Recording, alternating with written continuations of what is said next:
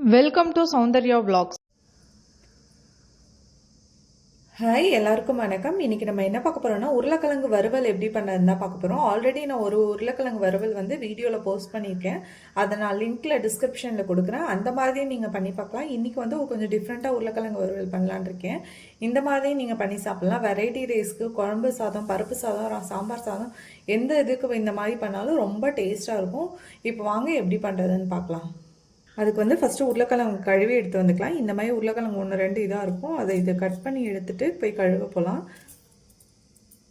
இப்போ உருளைக்கிழங்கு பார்த்திங்கன்னா நல்லா கழுவி எடுத்து வந்தாச்சு. இப்போ வந்து பொடுசாக கட் பண்ணி எடுத்துக்கலாம். பொடுசாக கட் பண்ணால் இந்த மாதிரி சாப்பிட்றதுக்கு நல்லாயிருக்கும். பொடுசாக கட் பண்ணுறது வந்து மோஸ்ட்லி எல்லாருக்குமே பிடிக்கும். குழந்தைங்களும் விரும்பி சாப்பிடுவாங்க. இந்த மாதிரி பொடுசாக கட் பண்ணிக்காங்க. டிஃபன் பாக்ஸுக்கு கொடுத்தனுப்பும் போதும் இந்த மாதிரி பொடுசாக கட் பண்ணி கொடுத்தனுப்பா குழந்தைங்கள்லாம் விரும்பி சாப்பிட்டு வருவாங்க. இந்த அளவுக்கு கட் பண்ணிக்கலாம் பொடுசாக. இப்போ ஃபஸ்ட்டு ஸ்டவ் ஆன் பண்ணிக்கலாம். ஸ்டவ் ஆன் பண்ணி பாத்திரம் வச்சுக்கலாம். இப்போ பாத்திரம் நல்லா ஹீட் ஆகிட்டு எண்ணெய் சேர்த்துக்கலாம். எண்ணெய் வந்து வறுவலுக்கு நம்ம எப்பயுமே கொஞ்சம் கூட சேர்க்கணும். நம்ம பொரியலுக்கு சேர்ப்போம்ல, எந்த பொரியலுக்கும் சேர்க்கறத விட வறுவலுக்கு மட்டும் கொஞ்சம் எக்ஸ்ட்ரா சேர்த்துக்கோங்க. அதுக்கு ரொம்ப கூடலாம் வேண்டாம். சும்மா எப்படி சொல்கிறது, நம்ம எப்பயும் வந்து ஒரு 2 கரண்டி ஊற்றுவோம் பொரியலுக்கு அப்படின்னா வந்து இதுக்கு ஒரு 2.5 கரண்டி ஊற்றிக்கோங்க வறுவலுக்குலாம். இப்போது எண்ணெய் நல்லா ஹீட் ஆகிட்டு கடுகு உளுத்தம்பருப்பு சேர்த்துக்கலாம். இப்போ பார்த்திங்கன்னா வந்து கடுகு நல்லா வெடிச்சிருச்சு. அதில் கருவேப்பிலை சேர்த்துக்கலாம். இப்போ கருவேப்பிலை சேர்த்து கருவேப்பிலை நல்லா காஞ்சிடுச்சு. இதில் பொடுசாக கட் பண்ண உருளைக்கிழங்கு சேர்த்துக்கலாம்.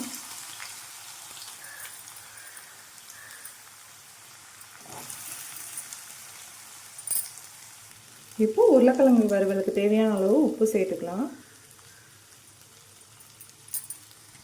இப்போ உப்பு சேர்த்து நல்லா கிண்டி விடலாம். பார்த்திங்கன்னா வந்து ஸ்டவ் வந்து சிம்லேயே தான் இருக்கணும். பெருசாக வச்சுருக்கக்கூடாது ஸ்டவ்வு.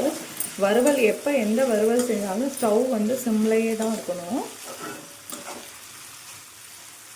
இப்போது இந்த மாதிரி வந்து நல்லா வேகட்டும் உருளைக்கிழங்கு. மூடி வச்சு வேக வைக்கக்கூடாது. எப்பயுமே வறுவலுக்கு வந்து இந்த மாதிரி ஓப்பனில் தான், மூடி வைக்காமல் இந்த மாதிரி ஓப்பனில் தான் வறுக்கணும். அதே மாதிரி பார்த்திங்கன்னா இப்போ வந்து நான் இப்போ ஒரு உப்பு சேர்த்து கிண்டி விட்டேன்ல, கிண்டி விட்டதுக்கப்புறம் வந்து இப்போ வந்து ஒரு 5 நிமிஷத்துக்கு ஒரு தடவை கிண்டி விட்டால் போதும். ஸ்டவ் சிம்மில் தானே இருக்குது, அதனால ஒன்றும் ஆகாது. 5 நிமிஷத்துக்கு ஒரு தடவை கிண்டி விடலாம்.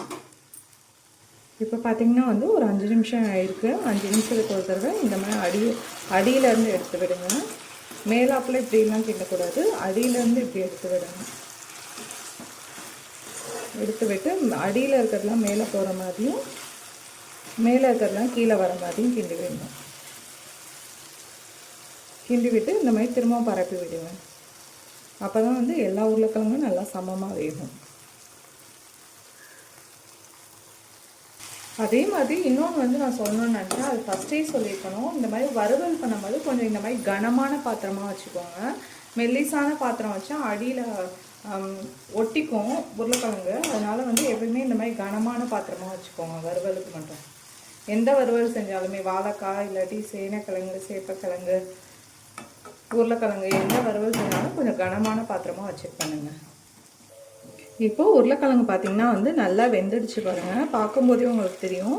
பார்க்கும்போது தெரில அப்படின்னிங்கன்னா வந்து ஒரு கிழங்கு இப்படி ஒரு கிழங்கு எடுத்துகிட்டு அதை இப்படி கட் பண்ணி பார்த்தாலே தெரியும். நல்லா மெல்லிஸாக கட் ஆகும்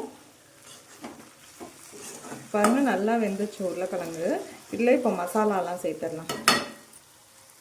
இப்போது இதில் வந்து 1/2 ஸ்பூன் ரெட் சில்லி பவுடர் சேர்த்துக்கிறேன். இப்போது இதுலேயே வந்து ஒரு சின்ன ஸ்பூன் வச்சு 1.5 ஸ்பூன் பெப்பர் பவுடர் சேர்த்துக்கிறேன். நான் வந்து சின்ன ஸ்பூனுங்கிறதுனால 1.5 ஸ்பூன் சேர்த்துக்கிறேன். நீங்கள் வந்து பெரிய ஸ்பூனாக இருந்தால் ஒரு 1 ஸ்பூன் சேர்த்துக்கோங்க, பெரிய ஸ்பூனாக இருந்தால். இப்போது அதுலேயே வந்து கொஞ்சோண்டு கரம் மசாலா சேர்த்துக்கிறேன். நான் எப்பயுமே சொல்லியிருக்கேன், சக்தி ப்ராடக்ட் தான் நான் யூஸ் பண்ணுவேன்னு. கரம் மசாலா வந்து ஸ்பூனில் சேர்த்தோம்னா 1 ஸ்பூன் சேர்த்துக்கோங்க. இது எல்லாமே வந்து உங்களுக்கு காரத்துக்கு தகுந்த மாதிரி சேர்த்துக்கோங்க. நான் வந்து பசங்க சாப்பிடுவாங்க, எல்லாமே கொஞ்சம் கம்மியாக தான் சேர்த்துருக்கேன். நீங்கள் பெரியவங்களாக இருந்தீங்கன்னா கொஞ்சம் காரம் 3லுமே கொஞ்சம் எக்ஸ்ட்ரா சேர்த்துக்கோங்க. இப்போது மசாலா போட்டு கிண்டி விட்டு ஒரு 2 நிமிஷம் இருக்கட்டும், மசாலாலாம் கோட் ஆகிற அளவுக்கு.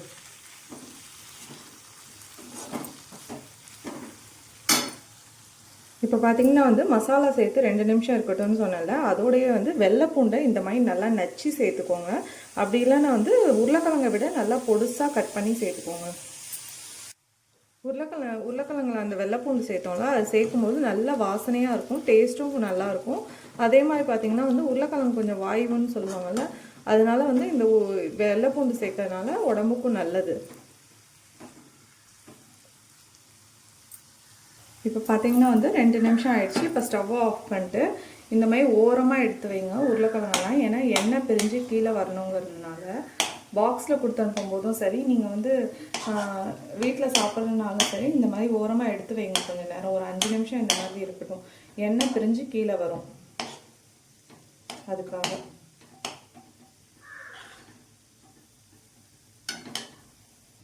இப்போ பார்த்தீங்கன்னா வந்து எண்ணெய்லாம் நடுவில் பிரிஞ்சு வந்துட்டு பாருங்கள். இப்போ வந்து அப்படியே வந்து ஒரு கிண்ணத்துக்கு மாற்றிடலாம் நம்ம.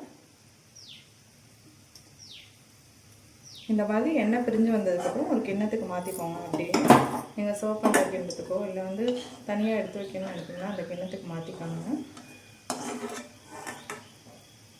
இப்போ பார்த்தீங்கன்னா வந்து நம்ம உருளைக்கிழங்கு வறுவல் வந்து சூப்பராக ரெடி ஆகிடுச்சு பாருங்கள். நான் இன்னொரு வறுவல் செஞ்சுருக்கேன்னு சொன்னால அதையும் நான் டிஸ்கிரிப்ஷனில் கொடுக்குறேன். கண்டிப்பாக அதையும் ட்ரை பண்ணி பாருங்கள், இதையும் ட்ரை பண்ணி பாருங்கள். ரெண்டுமே செம்ம டேஸ்ட்டாக இருக்கும். நான் ஆல்ரெடி இதை வீட்டில் செஞ்சுருக்கேன். குழந்தைங்கள்லேருந்து பெரியவங்க வரைக்கும் எல்லாருமே நல்லா சாப்பிட்ருக்காங்க. உங்கள் வீட்லேயும் எல்லோரும் கண்டிப்பாக நல்லா சாப்பிடுவாங்கன்னு நினைக்கிறேன். நீங்களும் வீட்டில் ட்ரை பண்ணி பார்த்துட்டு எப்படி இருக்குன்னு கமெண்ட் பண்ணுங்கள். தேங்க்யூ.